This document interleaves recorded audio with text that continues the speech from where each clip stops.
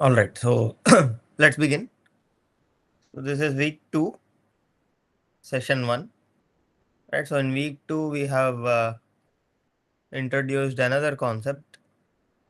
Right. So it is starting point for linear algebra. Right. So if you look into the course of linear algebra, this is where everything starts. Like system of linear equations and solving system of linear equations will be your first step. Right. So in week two, what we expect or what you should learn that is really important for you in the next weeks as well as in your future courses, right? So these are the key skills, I would say, rather key learning you should develop over this 1 week, right? So those are given a system of linear equations to you. First of all, you should understand what system of linear equation means, right? So after that, given the system of linear equations to you, you should be able to check whether the system has solution or not, right? So the first and foremost thing you should all know is, given any system of linear equation, you should be able to comment on its solution. And its solution can be of only three types. Okay. So those who have looked into the contents would know this. So there are only three types of solutions that are possible. First possible solution is there could be no solution at all. Right. So not every system of linear equation has a solution. So there could be no solution. And then comes there could be a unique solution. And the final type is infinitely many solutions.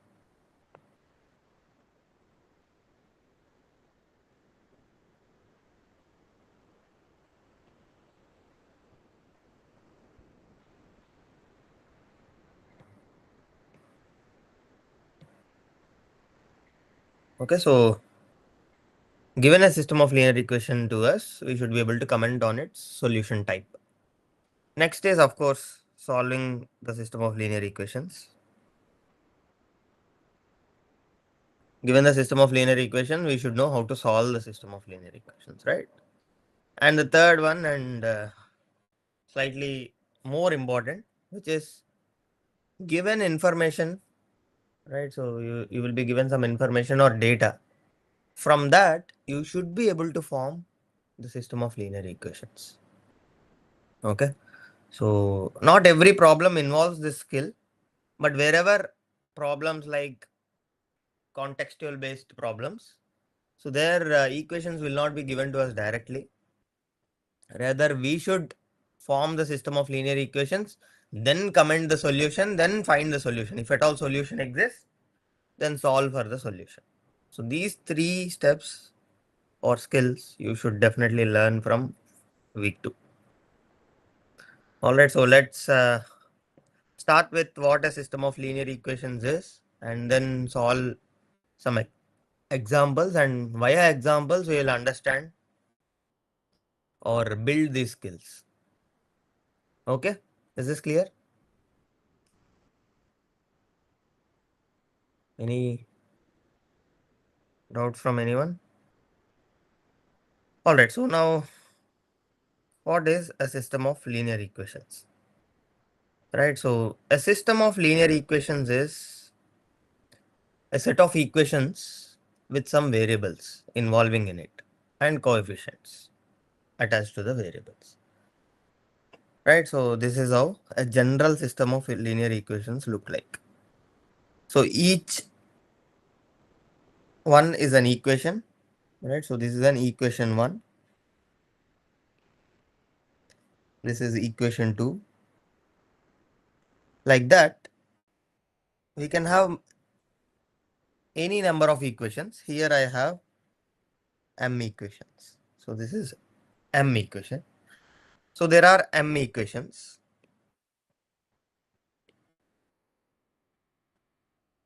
Right, in the first session, I sort of given a definition for what an equation is, right? So if at all there is any equal to sign, then the resultant would be, expression would be an equation. Right here, if you closely see, so there are some x1, x2, and there are intermediate terms where it will have x3, x4, x, and so on, xn. Right, so these are called the variables or the unknowns. And these a11, a12, and so on, a1n, and this b1 are just a known constants. Right, so the first equation is involving some known constants and unknown variables, and this equation is formed within these. Right, similarly in the equation 2 also, if you see, there is x1, x2, and so on, xn, and then b2.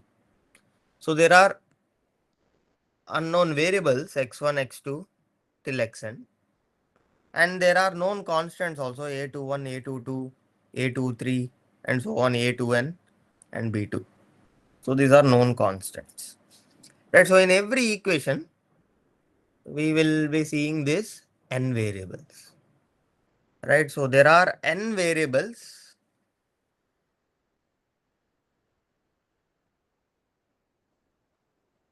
in each of the following equations. So combinedly, so this m equations and this n variables, so this whole thing is called as a system. A system consisting of linear equations involving n variables. So therefore, this kind of system is called a system of linear equations with m equations and n variables. Okay. So what is so helpful in this, right? So sometimes what might happen is we will be having in our data or information that is provided to us, there could be some three unknowns, but in order to find those three unknowns from the data, you would be forming, you might be forming from the information, you might be forming some three or four equations, right? So we form equations, right? So once you form those equations, all those four equations should be satisfied by these three unknown variables, right? So that's how we form an equation, and that is coming from the information. So that means they are true. If they are true, that means the equation should get satisfied with those unknown variables. And all three of them should satisfy at the same time. It's not that only one equation should satisfy and the other equations might fail. It's not like that, right? So what happens is, in real life, even though the unknowns are two or three, but those two or three unknowns should satisfy multiple equations at the same time, right? So we have to find the unknowns that satisfy all the equations simultaneously. So that's the challenge.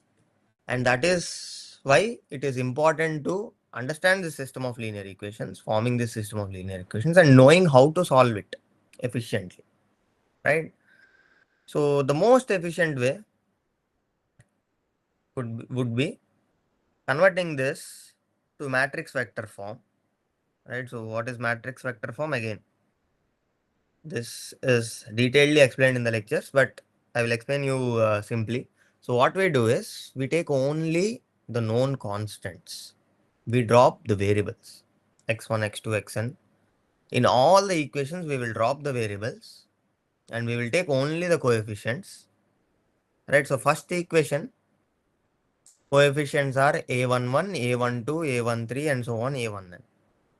Right. So we'll take all those coefficients and put it in this first row. Right. So in this first row, you put all your first equation coefficients. Right. So, and we have this vertical lines just to differentiate that the left side of this vertical line are the coefficients of the variables, and the right side is, which is to the right of this equal to sign. So the right side constants. So this B1, B2. So this vertical line, just to not get confused with the coefficient and the constant on the right side of the equation. Okay. So this is nothing sacred. Okay. So first row contains all the coefficients, and on the right hand side we have the constant also, B1. Similarly, since there are m equations, the second row will have all the coefficients of equation 2. They are A21, A22, A23, and so on, A12. Similarly, third row will contain all the coefficients of equation 3, fourth row will contain all the coefficients of equation 4, and so on finally. So the last equation, which is equation m, will take the mth row and its coefficients will be in the mth row. AM1, AM2, and so on, AMN, and then comes BN.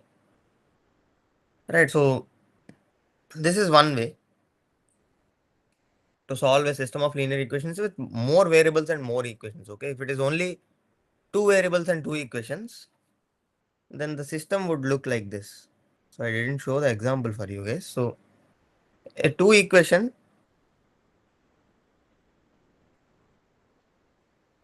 and two variable system would look like this. So there should be only two equations and it should only contain two variables, right? So it would look like a11 x1 plus a12 x2 is equals to some b1, and then a21 x1 plus a22 x2 is equals to b2. So these are just the known coefficients, known constants, and these are the unknowns. So x1 and x2. So there are two variables x1 and x2 and two equations, this and this. So this is a system of two equations and two variables. So the challenge is here we have two unknowns x1 and x2 which simultaneously satisfies both the equations, and we have to solve for x1 x2 that actually satisfies this one as well as this one, right? So if it is like three equations and three variables, or three equations and two variables, it would look like this. So three equations and two variables, right? So there are only two variables, but there are three equations. So this system would look like this: a11 x1 plus a12 x2 is equals to b1, a21 x1 plus a22 x2 is equals to b2, a31 x1 plus a32 x2 is equals to b3. Right, so here the variables are x1 and x2, but there are three equations, as you can see, equation 1, equation 2, equation 3. So this is a system of three equations and two variables. Right, so if at all the equations and variables are small, you can use any method, right? So you can use graphical methods if you know. You can plot this line. So this is just a straight line, and this line, and wherever both lines intersect, that would be the solution. Here also, so three equations, two variables is like each equation is a straight line. So you will have three straight lines, and wherever all the three straight lines intersect, it will be the solution. If at all three intersect at one point, then it is a unique solution.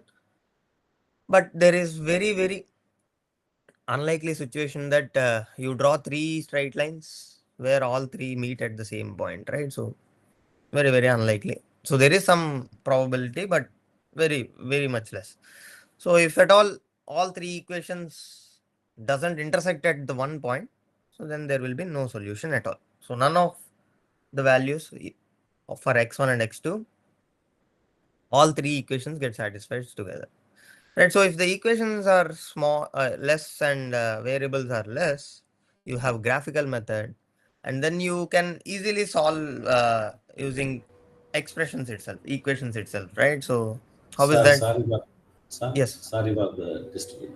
Sir, yeah, yes. your screen is not visible. Your screen is so small that we cannot see it as a whole. Oh no, I zoomed in. I zoomed it. Okay, sir. Okay. Bro, So you I'm have to adjust the screen, bro. There's a three dotted icon now in the corner. Sorry, in the Yes, bottom. Yeah, yes. go there and adjust the screen. Pick Full the full screen. screen setup and Yeah, easy to. I have done it, but yet I couldn't see it as a whole. okay. Okay, so if at all you can, if you are concerned about this half screen, then I zoomed it. Okay, But okay, sir. is it if it is Zmid problem, then you have to adjust the tiles. Okay, you just pin Okay, sir. this slide I got it. slide stick. I got it, sir. Yeah. Okay. Thank you. All right. So yeah. So my point is, if the equations and variables are less, you can use graphical methods, and you can algebraically solve this. Algebraically, how can you solve this? You if you have only two equations, then you take the first equation, write one variable in terms of the other variable, right? So let me take this. So what you do is you have a11 x1 plus a12 x2 is equals to b1. So you write x1 in terms of x2. So from this equation, I can write x1 on the left hand side and take everything on the right hand side.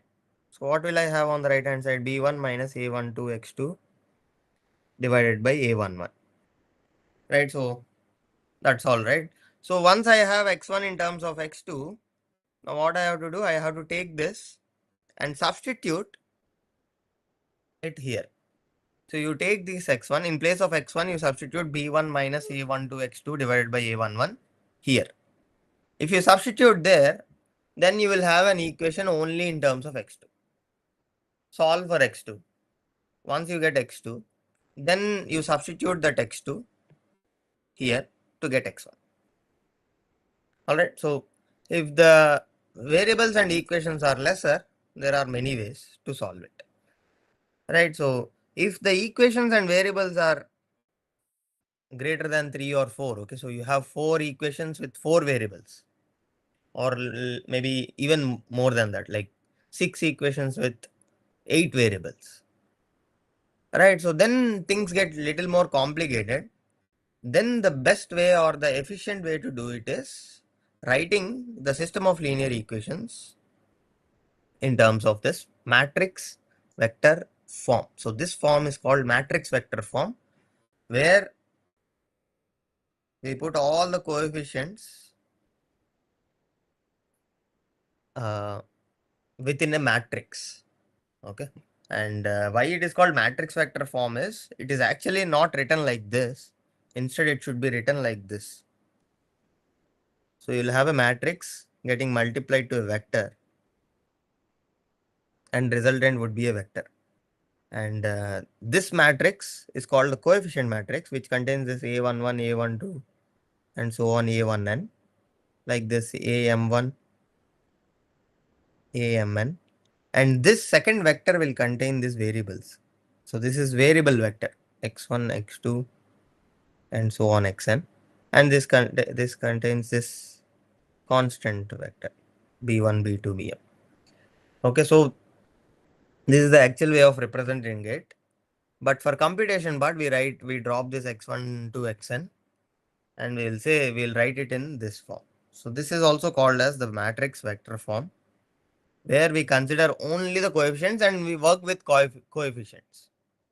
And once we are into the matrix world, we can do row operations and different sorts of things can be done with matrix, right? So the first skill you should develop is writing the given system of linear equations in the form of matrix. All right, so that is one thing. And the next thing is, once you write this in matrix vector form, how do you go and solve? right? So how to solve a system of linear equation? And one standard method is elimination and back substitution, right? So what we are going to do is we are going to use row operations and change this matrix into this right side matrix that you are seeing, right? So as of now on the left hand side, all this can be non-zeros. So every entry can be a non-zero entry. Even this B1, BM can be non-zeros. In order to deal with these many non-zeros will be much of a difficult task. What we do is we will do some row operations to this matrix. So once we have in the matrix world, we have rows and columns, right? So what we do is we will do some row operation. So what are different possible row operations that we can do? So there are only certain row operations we can do. We cannot multiply two rows. Okay, so that I think most of you know, right? We cannot divide one row with another row. So division and multiplication is not possible. Instead, what we can do or what are we allowed to do is, so these row operations, we can only do two things. We can add or subtract two rows, right? So this is the first thing. So the row operations, the first allowed row operation is we can either add or subtract. Subtraction or addition is possible between rows. And the second one is we can multiply a scalar constant to a row. Right? So what we are allowed to do is you can multiply some constant to each row, two rows, right? So these are the only two operations that are allowed. Apart from this, no other operation is allowed, right? So as I was saying, multiplication between two rows are not allowed. Division between two rows are not allowed. And taking powers of a row is not allowed, right? So apart from these two, nothing is allowed. Either I can subtract this row with this row, or this row with this row, or this row with this row, or I can add these two rows, or I can actually do, I can multiply some 2 or 3 or 1.5 or whatever. Some scalar constant I can multiply to one of the, to each row, right? So some alpha, some beta, some gamma, I can multiply. Only these operations are allowed. All right. Now, how do I add two rows? What do I mean by adding two rows in a matrix, right? So if I'm adding the first two rows, so if I'm adding these first two rows and I'm saying that I am going to add these two rows and replace equation 2 with the equation, row 2 with row 1 plus row 2, right? So I can replace one row. So then the resultant would be when I'm saying I'm adding two rows, that means you have to add the values that are there in each column separately, right? So A11 gets added to A21 and the resultant would be A11 plus A21, right? So in place of A21, I'm going to replace A11 plus A21. Similarly, for the second entry, this A12 and A22 gets added together and this will replace A22. So this operation is called adding two rows and this row 2 will be changed to row 1 plus row 2. Right? And this is the representation. So this is how we represent. So I'm going to do a row operation such that row 2 will change to row 1 plus row 2. Okay. So like that, the last entry will also be replaced with A1n plus A2n, and you also have to do this side also. So whatever you do on the left side of this vertical lines, you have to do it to the right side of that vertical line. So this will change to B1 plus B2. So this is adding two rows. If I'm multiplying 2 or some scalar constant 2 to the last row,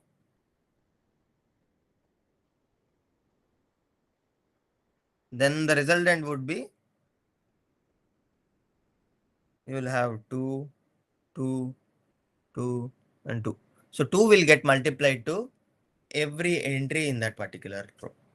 And now once you have 2am1 and 2am2, now this becomes a new row and you can add and subtract anything from this row, right?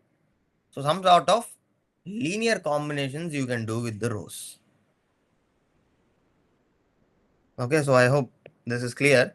So using these row operations, addition or subtraction or multiplying scalars and then doing additions or subtractions, what we are going to do is, we are going to convert this matrix in such a way that we will have most number of zeros in my matrix, resulting matrix, right? So what I will do is, using these row operations, I'm erasing this. Using all these possible row operations, what I will try to do is, I will try to make 0 starting from this entry. So I will try to make this AM1 to 0. Okay, so as I said, I will use row operations. And if AM1 is equals to A11, what I will do is I will simply subtract this row with this row, right? Then it will get cancelled out and this will become 0. So like that, no matter what operation I use, my main target should be making this AM1 to 0. So once this becomes 0, so as direction suggests, right? So I'll start from this. I'll make this 0, this 0. So like this. So from this corner, I will try to make zeros and move upwards. Okay, so like that, if I do proceed, I'll have something of this form.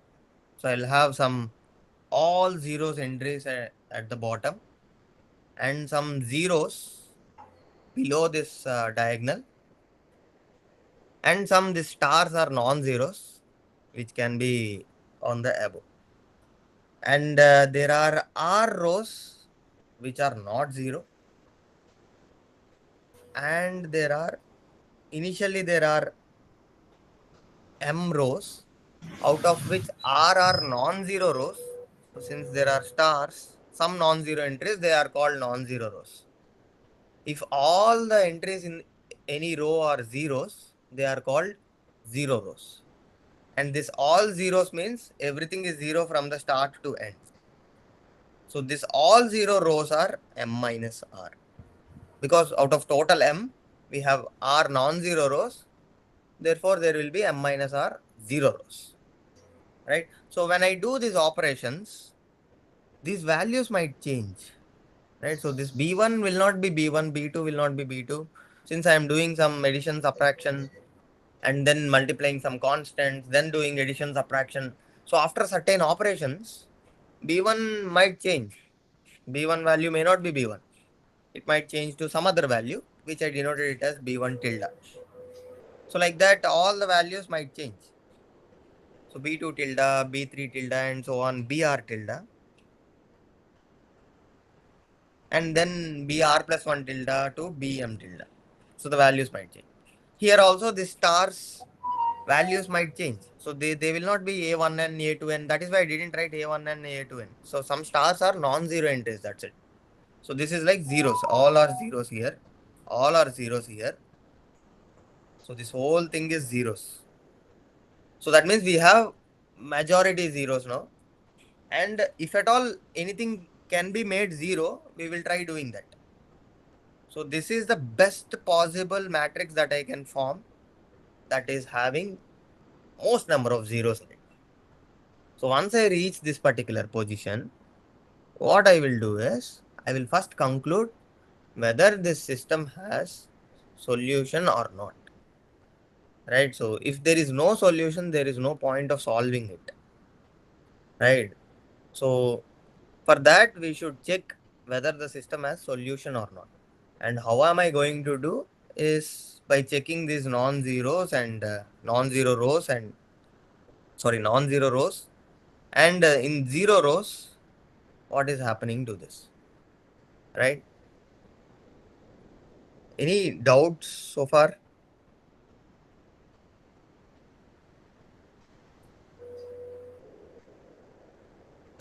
Any clarity missing in any of the things that I am saying right now?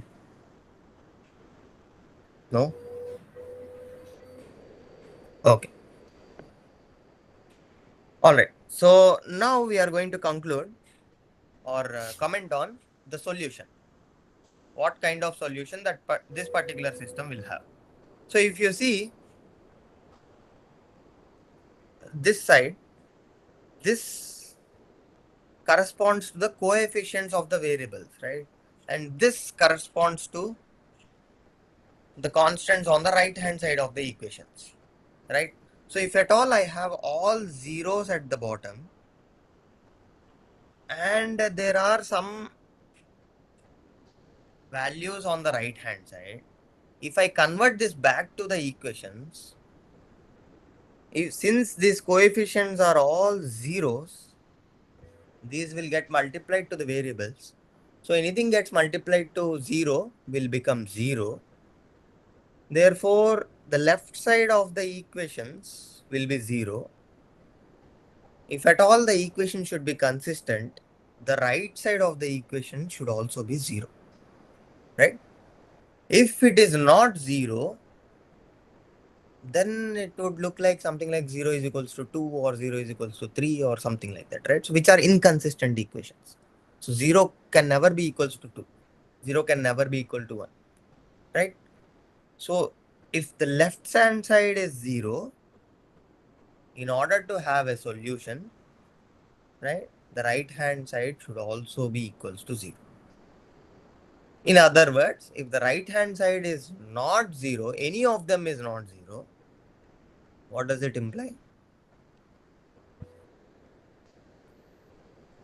If this BR tilde, BR plus 1 tilde, or BR plus 2 tilde, or this BM tilde, right?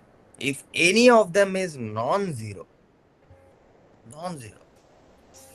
then the left hand side we have zeros, but the right hand side we have non-zero, and 0 can never be equals to something that is non-zero.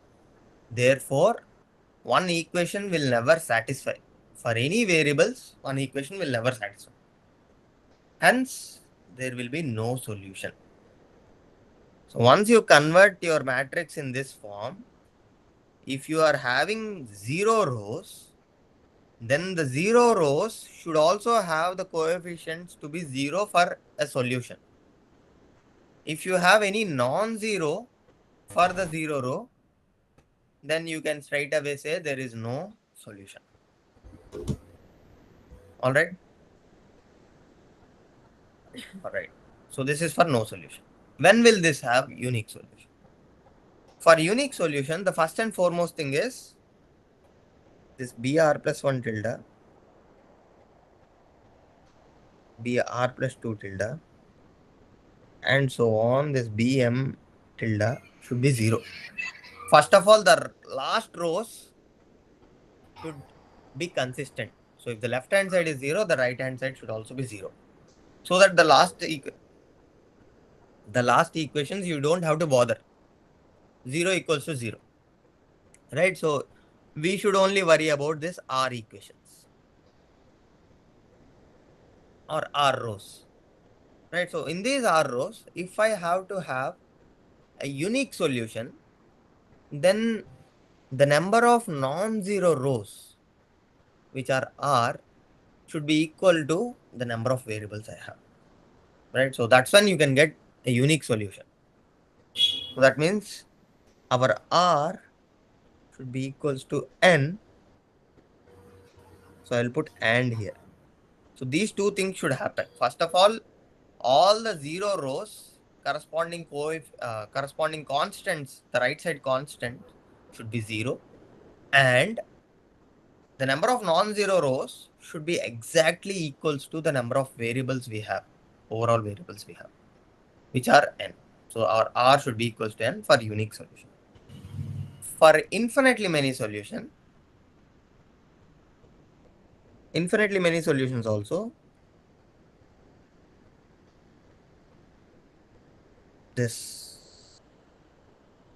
all these constants, right side constants should be 0 first of all, in order to have a solution. For infinitely many solutions, all of us can guess this. If our R, the number of equations are lesser than the number of variables I have,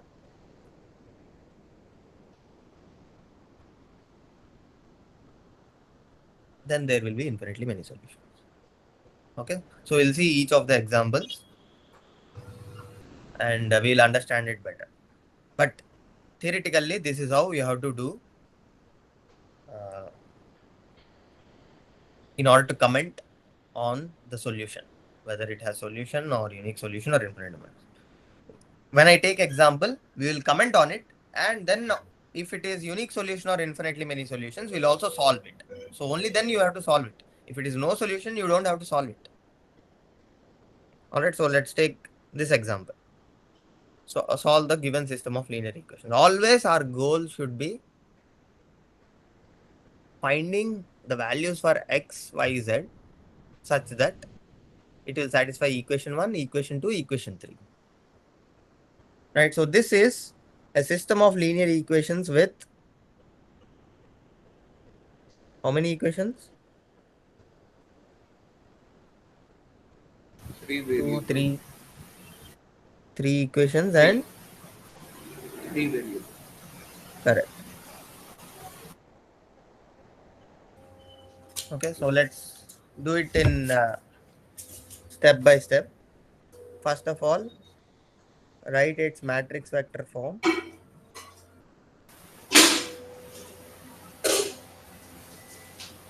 Right, so the matrix vector form will be, the first row will be the coefficients of first row 1, 2, 1, 2, and then 0.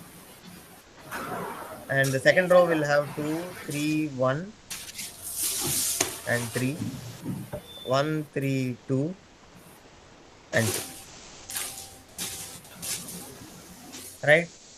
So, as I said, now our goal should be making zeros.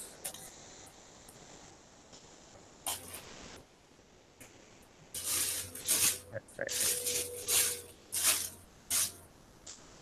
Okay. So our goal should be making some of the entries to be 0, and that too on the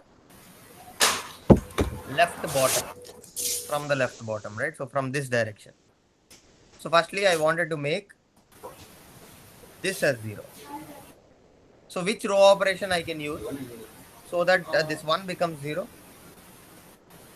So row 1 minus row 3. Correct. So we can change this row 3 to row 1 minus, or row 3 minus row 1. That will give us some non-negative value. So what I will do, I'll take row 3 and replace it with row 3 minus row 1. If I do that, I'll have, I'm not changing row 1, 1, 2, 1. I'm not changing row 2 also. So they will all be the same. The only thing that is changing is row 3. So 1 minus 1 is 0. 3 minus 2 is 1. 2 minus 1 is 1. And then 2 minus 0 is 2. So these are the values that changed after the row operation. All right. So our next target is making this as 0. making 2 as 0. So first of all, what I should do, I will multiply 2 to this row, first row, and then subtract row 2 minus 2 times row 1. Right? So I can do that also. So I wanted to change row 2 as 2 times row 1 minus row 2. Right? So you do 2 times row 1 first, then subtract it by row 2. What will get? I'm not changing row 3. So the row 3 will just be 0, 1, 1, 2. I'm not changing row 1. That will also be 2, 1, 1, 2, 1, 0. So the only row I am changing is row 2, which is 2, sorry, 2 minus 2, which will be 0. And then 2 times 2 is 4, minus 3, which is 1. 2 times 1. So I'm multiplying 2 to the row 1, right? So this 1 becomes 2. 2 minus 1 will become 1. And this will become 2 times 0 is 0. 0 minus 3 will become minus 3. Right? So the next target is making this as 0. How can I make this as 0? So while you do row operations, okay, this also you should remember. So while you make this 0, these zeros should stay 0. So whatever you made zeros should not become non-zero again. Okay.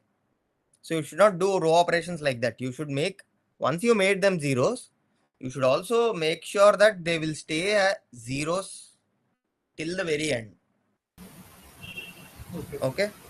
So now what row operation I can do to make this The 0? row 2 minus row 3. Correct. That's it. So I will interchange row 3 to row 2 minus row 3. If I do that 1, 2, 1, 0, I'm not changing row 1. I'm not changing row 2 also. All I am changing is row 3. Row 3 will now become, this is 0, 0, 0, and row 2 minus row 3 is minus 3 minus 2, which is minus 5. So now you see, so this is the best we can do, right? So we have 1 0 row, 1 0 row, right? So 2 non-zero rows. So therefore R is 2 here, right? If you write it like that, so M is 3, N is 3, right? So R is 2. And then if you see the 0 row, so on the left hand side you have all zeros. In order to have solution, the right side should also be 0. If it is non-zero, then the system will not have a solution. Inconsistent. Here it is that case where we have 0 row having a non-zero constant on the right hand side. Because of this,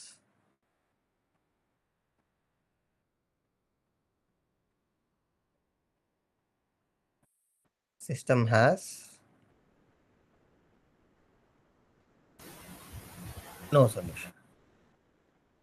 Right? So this is an inconsistent row. Did everybody get this? Yes, sir. Others, like those who are in the session, can you just give some thumbs ups, or if you don't understand, please do ask here. Okay, great. Okay, so this is a system of linear equations with 3 equations and 2 variables, which 3 variables which does not have a solution, because 0 row having a non-zero entry on the right hand side.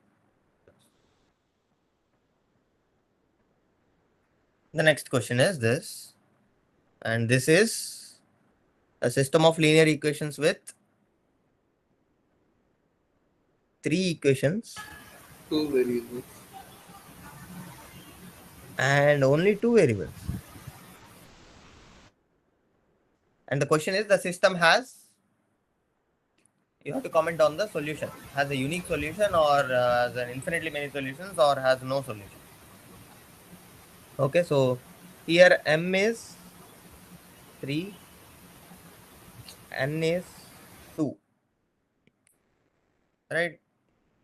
So we'll do the same approach. We will write the matrix vector form, which is 8, 12, 24, minus 6, 9, 0, 4, 6, 12. Right? Again, the target entry for us to make 0 is this 4. We'll try to make it 0. We'll try to make it 0 by replacing row 3 with half of row 1 minus row 3. So what I'm going to do is I'm going to multiply 0.5 to row 1 and then subtract it from row 3. So if I do that, 8, 12, 24 minus 6, 9, 0, and then this will become 0, this will become 0, this will become 0. Right? If you check, this is how it will be. If I just do half of the first row, then it will just be 4, 6 and 12, which are same entries in row 3. When I subtract these two, I'll have 0, 0, 0. And still not done yet. We have to make this 0, right? So what you do is you first divide row 1 by 2 and or divide row 1 by 4 and divide row 2 by 3. Right, so what I'm going to do is row 1 I'm going to change as 1 by 4th of row 1. That means I'm multiplying 0.25 to row 1. Row 2 I'm going to multiply 0.33 to row 2. So the result would look like this. So 2, 3, 6, minus 2, 3, 0. And these are 0, 0. And this will be easier for me to make this entry to be 0. I just have to add these two rows, row 1 and row 2. Right, so row 2 now will simply be row 1 plus row 2. If I do that, 2, 3, 6, 2, 3, 6, 0, 6, and 6 plus 0 is 6 again, and 0, 0, 0. And this is the best we can do. We cannot make any other entry to be 0. Right, so this is the best we can do. So now here also there is some 0 row. If you look at that 0 row, the last row is the 0 row. Right, so all are zeros. Also, the right hand side is 0. So therefore, it is consistent. And the number of non-zeros are 2 rows. So that means R is 2 here. So our R is 2 and the 0 rows are consistent. And this R is 2 and our N is 2. So that means R is equals to N. So 0 rows are consistent with R is equals to N. We'll have infinitely many solutions or unique solution. So you just scroll up. For unique solution, the number of non-zero rows should be equal to the number of unknown variables. Right, so here also we have the number of non-zero rows is equals to the number of unknown variables. Also the 0 rows are consistent. Therefore, system has Unique solution. Since the system has a unique solution, we can find the solution. How to find the solution? We have this 2, 3, 6, 0, 6, 6, 0, 0, 0. The final matrix, right? So now convert this back to equations.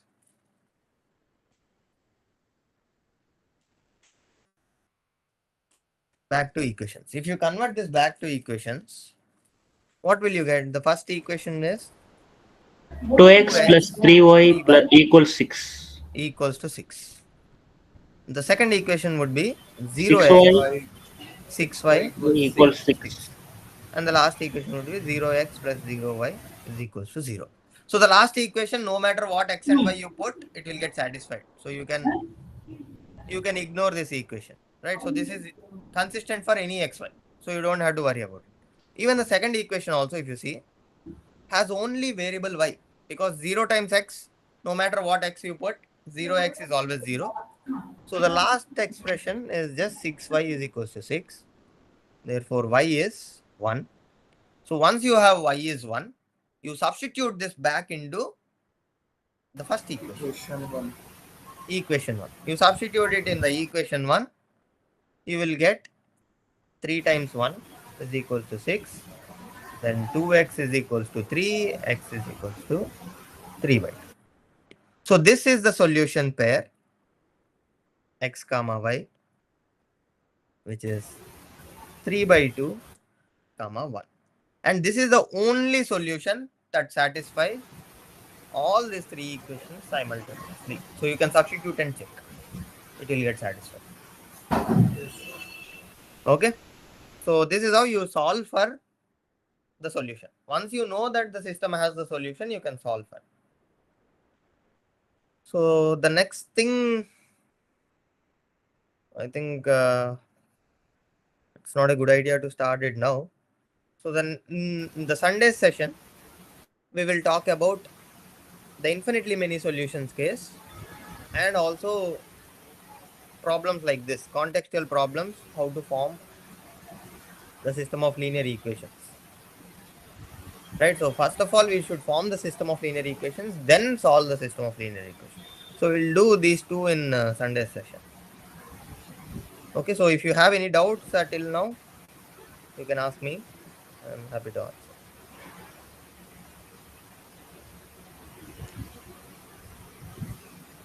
Yeah, any questions?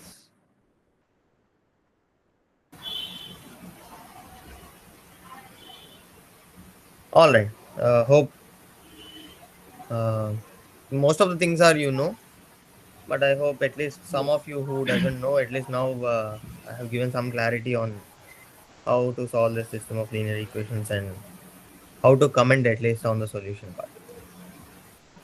Thanks all for joining and have a great day. Thank you. Bye. Thank you, sir.